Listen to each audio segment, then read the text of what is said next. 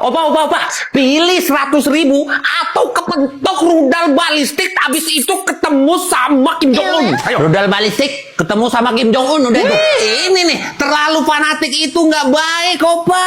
Masa mau kepentok rudal balistik, habis itu ketemu Kim Jong Un mau-mau aja. Gak gitu loh, Bang. Soalnya lebih gede kemungkinan kita tuh kepentok rudal balistik di sini daripada belanja pakai rupiah. Di sini tuh nggak laku rupiah, Bang. Gitu kan? Turis di sini cuma boleh pakai yuan Cina sama dolar Amerika kalau mau belanja. Kalau yang lain ya dilarang. Ya udah, rupiahnya ditukar dulu nih sama won Korea Utara. Oh, nggak bisa. Itu lebih dilarang lagi. Kenapa lagi sih? Cuma orang lokal yang boleh pakai won Korea Utara. Kan udah dibilang tadi, turis cuma boleh pakai yuan Cina sama dolar Amerika. Kok nggak denger sih? Ya udah tukar dulu ke dolar deh. Ini 100.000 jadi dapat $6 tuh. Udah dapat banyak kan di Korea? Ya udah, ayo kita beli makan aja lah. Nggak usah pilih-pilih. Gua traktir makan. Ayo. Nggak bisa, Bang. Allah Akbar. Ini kenapa lagi nggak bisa sih? Turis di sini cuma boleh makan di restoran resmi pemerintah. Nggak boleh kayak orang lokal makan di pinggir-pinggir jalan kayak gini. Nggak boleh. Itu pun harganya juga mahal. $6 paling cuma dapat makan sekali. Subhanallah. Bawa makan aja lain kali gua kesini. Tahu nggak buah terbesar di dunia apa? Buah nangka kan banyak di Indonesia. Harganya itu cuma itu buah pohon terbesar yang beratnya bisa sampai 50-an kilo. Tapi kalau berdasarkan volumenya, itu buah apa? Buah hati yang umurnya udah 17 tahun. Mulai jokes bapak-bapak. Gak usah pakai jokes kayak gini lah. Bukan, itu tuh anak orang. Terus apa dong? Buah labu raksasa cucurbita maxima yang berasal dari Bolivia dan negara-negara Amerika Selatan lainnya. Rekor dunia saat ini dipegang oleh labu raksasa dari Italia yang beratnya 1.247 kilo pada tahun 2021. Wah! Kok bisa segede itu? Ada teknik khusus dalam perawatannya dan dikasih pupuk terus. Pantes segede gitu, pasti puas banget makannya ya.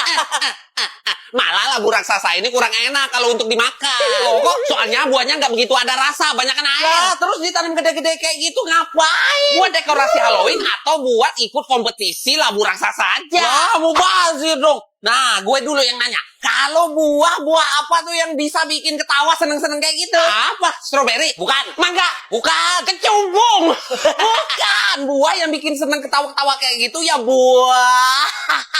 Udah. Pulang aja lu pulang. Udah dibilang nggak usah pakai jokes bapak-bapak di sini. Iya. Ma. Minuman pengganti cairan tubuh yang paling bagus itu bukan Ponari Sweat, tapi air kelapa. Air kelapa ini alami, dijual di Amerika 50 sampai 700 ribu rupiah. Ini gua punya kelapa nih, mau airnya nggak? Mau dong. Tapi getokin dulu kepala lu biar kelapanya pecah terus airnya keluar. Tapi kepala air bisa pecah dong, keras ini. Itu tujuannya air kelapa 700 ribu, gila. Minum air kelapa mana cukup biar badan rileks ikut spa dong. Di Pesta di Slovakia kamu bisa spa lumpur dan perawatan mulai dari 1.445.000 aja. Ini satu nih udah gila, nyebur ke sawah aja kalau mau lumpur gratis. Itu sih kemahalannya. Bener kan? Mending pakai daun pisang aja. Selain untuk kerajinan tangan dan pembungkus makanan organik, daun pisang kering sering kita bakar di Kanada untuk aromaterapi. Di eBay, harga daun pisang kering per 1.000 lembarnya dihargai 320.000 rupiah. Ini banyak nih daun pisang kering nih, bakar semua nih sampai kebul. Udah stres semua nih kayaknya. Daripada gabut, main jelangkung versi Korea yuk. Katanya cuma butuh pensil sama kertas doang. Ayo. Oh, maksudnya permainan memanggil roh Bunsin Saba gitu kan namanya? Itu tahu. Ayo main, buat seru-seruan aja. Enggak. Ngeri, sekolah dekat sini baru ada kejadian gara-gara main itu. Ceritanya serem banget. Gimana ceritanya tuh? Di sekolah SMA di Daegu ini, beredar kabar ada kelas yang dikunci dari 2008. Konon, seorang siswi bernama Ji-eun bunuh diri di kelas itu setelah jadi korban bullying. Tapi anehnya, tubuhnya tak pernah ditemukan. Tahun 2025, 3 siswi penasaran, Hewon, Sojin, dan Minsu, memutuskan untuk membuka ruang kelas itu diam-diam setelah sekolah usai. Mereka ingin mencoba permainan yang sedang viral di sosial media Korea, Bunsin Saba. Mereka membawa kertas, menggambar huruf-huruf Hangul, membentuk lingkaran, lalu menancapkan pensil di tengahnya. Ketiganya menyentuhkan jari mereka ke pensil dan mulai membaca. Bunsin Saba, jika kau di sini, jawablah. Awalnya tidak terjadi apa-apa, tapi kemudian Pensil bergerak perlahan ke huruf-huruf Cien. Ketiganya saling pandang. Itu nama murid yang hilang di sekolah kan? Bisik Sojin. Pensil terus bergerak, membentuk kalimat. Aku tidak pernah pergi. Tiba-tiba, pintu kelas tertutup sendiri dengan keras. Lampu padam, angin dingin berhembus meski semua jendela tertutup. Kemudian, dari dinding belakang, muncul bayangan seorang siswi berseragam sekolah. Rambutnya menutupi wajahnya, bajunya sobek, tapi jari-jarinya panjang dan hitam. Kalian ingin bermain? Bisiknya. Minso menjerit dan melepaskan jarinya dari pensil. Tapi pensil itu meloncat sendiri dan menusuk kertas hingga robek. Darah mulai menetes dari kertas. Bukan tinta, darah. Hewon berusaha membaca mantra penutup untuk mengakhiri permainan. Tapi lidahnya terasa kaku. Ia tak bisa bicara. Sojin pingsan. Bayangan Ji-eun berjalan pelan. Mendekat. Kalau kalian memanggilku, maka kalian harus menggantikanku. Serem banget. Yaudah, main PS aja yuk. Tuh kan, jangan yang aneh-aneh. Hidupin lampunya boleh nggak?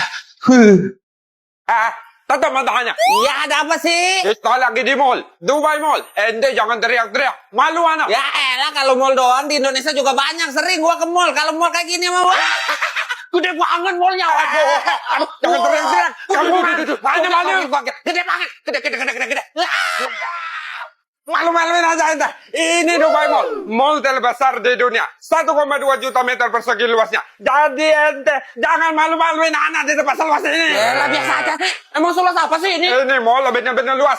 Lebih luas 2 kali lipat dari kota Vatikan. 3 kali lebih luas dari bandara Terminal 3 Soekarno-Hatta. Setara 170 lapangan sepak bola, luas banget. Wah, bener-bener keren ini, sumpah keren. Aduh.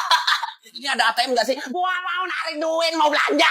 Sudah pasti ada. Jangankan ATM fulus, ATM emas keluar batangan emas dari ATM juga ada di sini. Mantap aja ini. Ente fokus. Jangan teriak-teriak lagi. Malu Ana, malu. Ya. Ente tenang. Ana bakal ajak ente ke akuarium. Dubai Mall punya Dubai Aquarium and Underwater Zoo. Salah satu akuarium terbesar di dunia. Bisa menampung 33.000 hewan laut, termasuk hiu dan pari. Yaelah, akuarium di Indonesia mah banyak. Lagian ya, Indonesia itu negara maritim, banyak lautnya. Jadi kalau lihat ikan berenang-berenang banyak kayak gitu mah udah biasa. Alhamdulillah, berarti ente nggak malu-maluin lagi. Tuh, akuariumnya ada di belakang ente. Ya iyalah, ngapain malu-maluin? Wah, gede banget ini. Selamat Natal semuanya. Astagfirullah.